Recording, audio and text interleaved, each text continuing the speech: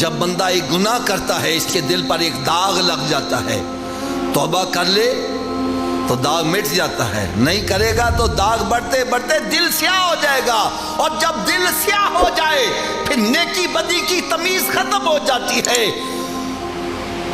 اگر میری بات نہیں آپ کو سمجھ آ رہی، میں آسان سی مثال دے دوں۔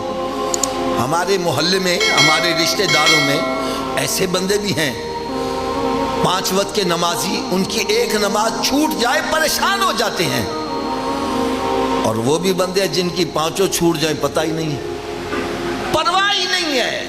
کیا مطلب ہے؟ جس کی ایک نماز چھوٹ رہی ہے اس کا دل صاف ہے، سفید چادر کی طرح ہے، چھوٹا سا داغ لگا ہے، بڑا بدنما لگ رہا ہے، اور جس کے نمازیں چھوٹ رہی ہیں اس کا دل ہی سیاہ ہو گیا ہے، سیاہ دل پر مزید داغ لگے پتہ نہیں چلتا۔ فرمایا جب اچھائی برائی کی، بلکہ ایک اور میں مثال بڑی پیاری دے دوں۔ میرے آقا صلی اللہ علیہ وسلم کی بارگاہ بے کسمنہ میں ایک صحابی عرض کرتے ہیں، یا رسول اللہ صلی اللہ علیہ وسلم ہمیں کیسے پتہ چلے ہمارے اندر ایمان ہے کہ نہیں ہے؟ یہ کن کو فکر ہے صحابہ کرام کو؟ اور آج ہمیں فکر ہے؟ یا رسول اللہ صلی اللہ علیہ وسلم ہمیں کیسے پتہ چلے ہمارے اندر ایمان ہے کہ نہیں ہے؟ تو میرے آقا صلی اللہ علیہ وسلم نے بڑا جامع اور مختصر جواب دیا، فرمایا میرے صحابہ جب تمہیں نیکی اچھی لگنے لگے اور گناہ برا لگنے لگے سمجھ آنا دولت ایمان موجود ہے، اور جب اچھائی برائی کی تمیز ختم ہو جائے تو پھر اندر کیا ہے؟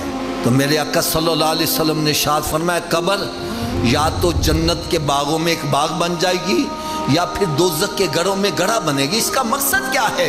اگر نیک اعمال کر کے جائے گا وہی قبر کہتی آنے والے تیرا آنا مبارک ہو، تیرے آنے سے پہلے میں مٹی کا ڈھیر تھی، تیرے آنے کی وجہ سے میرے اندر جنت کی طرف سے کھڑکی کھلی ہے، تو نے مجھے آ کر سکون دیا، اب تو نگاہ اٹھا، جہاں تک تیری نگاہ جائے گی میں کشادہ ہوتی چلی جاؤں۔